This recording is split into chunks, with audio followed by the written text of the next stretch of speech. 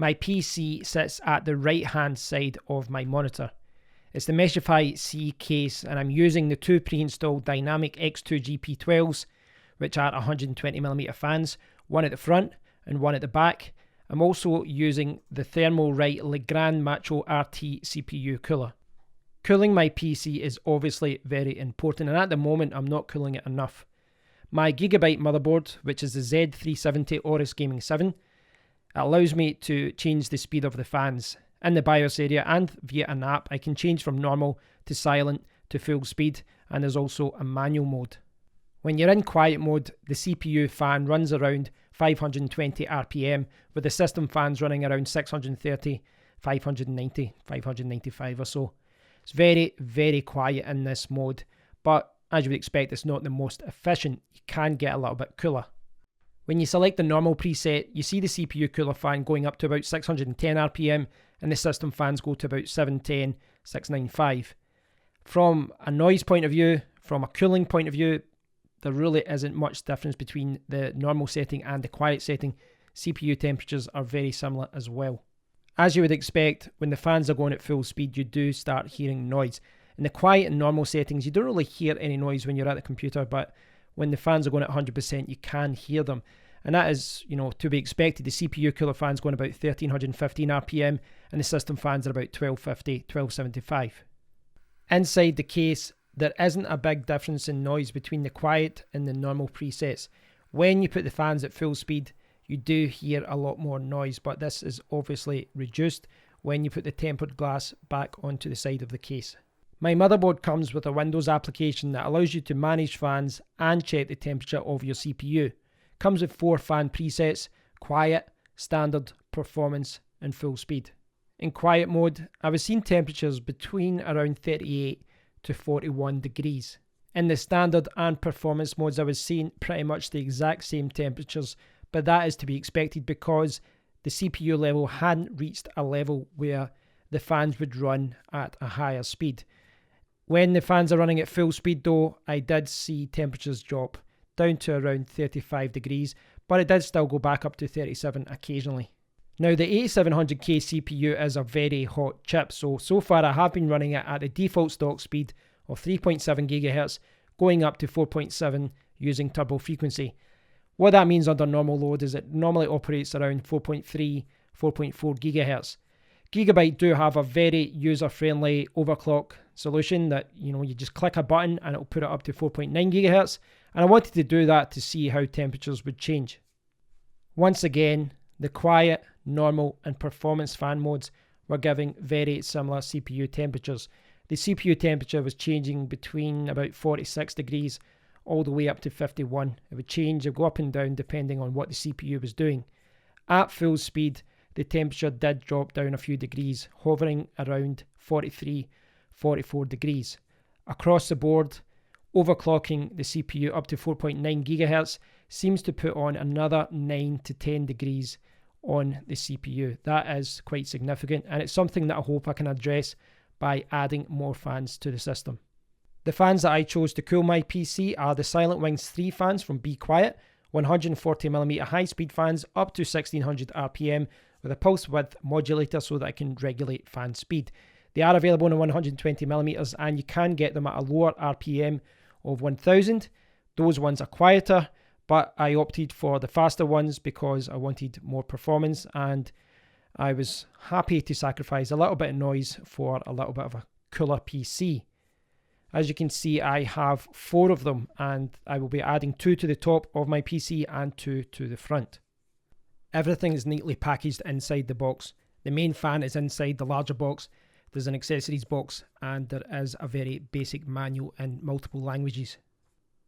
Each fan comes with 2 types of corner clips, hard plastic ones and anti-vibration ones, and all you have to do is slide them onto the corner of the fan and they clip on very easily. Unfortunately, I put the wrong clips onto the fans.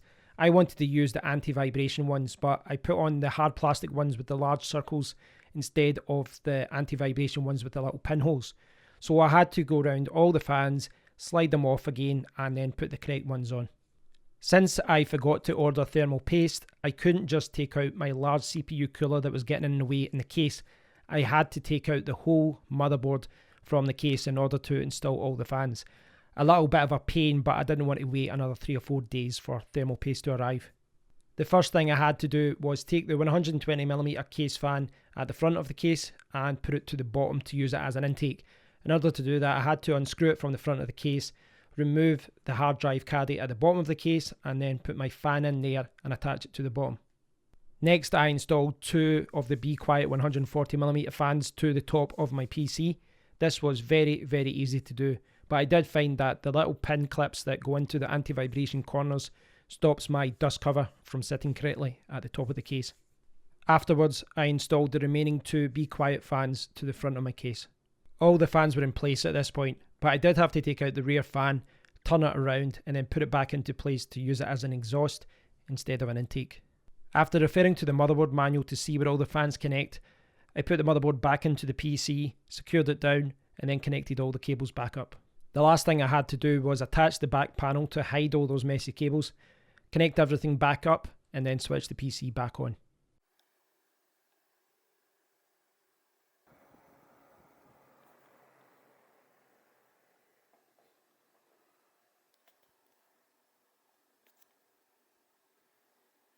In the BIOS area, you can see the speeds of all fans in my system. When I was connecting the fans, I went to the closest fan connection on the motherboard, which is practical from a cabling point of view, but there's no way to rename them in the BIOS area, so you kind of need to remember which one is which. The System 2 fan there isn't switched on because it's on the motherboard itself. It's to regulate the VRM. It's just a little small fan that kicks in when temperatures are high. The CPU fan is the CPU fan. The System 1 fan is the exhaust at the back. The System 5 fan is the intake at the bottom of the PC. You've got the fan pump, the HPWR fan pump, and the CPU opt, and those are actually the Be Quiet fans at the top of the PC. And finally, I've got the System 3 and System 4 fans, which are the Be Quiet fans at the front of the PC. From a noise and temperature point of view, there doesn't seem to be any difference between the quiet and normal settings, despite the fans running a little bit quicker in normal mode. Now, I did notice that the Be Quiet fans, compared to the CPU fan and the 120mm fans, the Be Quiet fans are running about 100 to 200 RPM faster, which is quite impressive because they're not giving off any more noise. In full speed mode, the System 2 VRM fan on the motherboard does kick in, and interestingly, I did notice that some of the Be Quiet fans are actually running higher than the quoted RPM of 1600. One of them there is running about 1745. So it's quite interesting that they can perform higher than the quoted speed. From a noise point of view, very similar to before, but I think that's a good thing because I've added 4 fans and it hasn't got any noisier. Inside the PC, the quiet and normal modes are giving about the same sound levels, but when you put it into full speed mode with all the fans going, it is significantly louder. It's a couple of decibels louder than it was before, which is to be expected because you've 4 additional fans blowing into the sound meter. But thankfully, when the tempered glass is back on the PC, the sound level is about the same. I loaded up Gigabyte's Smart Fan application again and opened up a lot of other apps to push the CPU. This time the CPU was sitting around 100% all the time. Previously when I did the test, it was sitting about 80 to 85%. So I've put about another 15% load on the CPU. Despite this, the regular mode, the quiet mode, and the performance mode, they were all giving me about 35 degrees. Now this is in comparison to the last time where I was getting between 38 to 41 degrees. So I've shaved off between 3 and 6 degrees by adding those 4 additional Be Quiet fans. When I set the fans at full speed before, the CPU was at 80% and the CPU temperature was sitting around 35 degrees. This time the CPU workload is up to 100%, but the temperature has dropped down to about 32, 33 degrees. So we've shaved off about 2 or 3 degrees despite the CPU being worked a little bit harder. The last test I performed was to overclock my CPU to 4.9 GHz.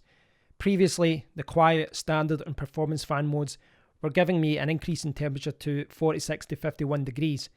Putting the fans at full speed reduced those temperatures to 43 to 44 degrees. And across the board, I was seeing an extra 9 to 10 degrees being added when I overclocked.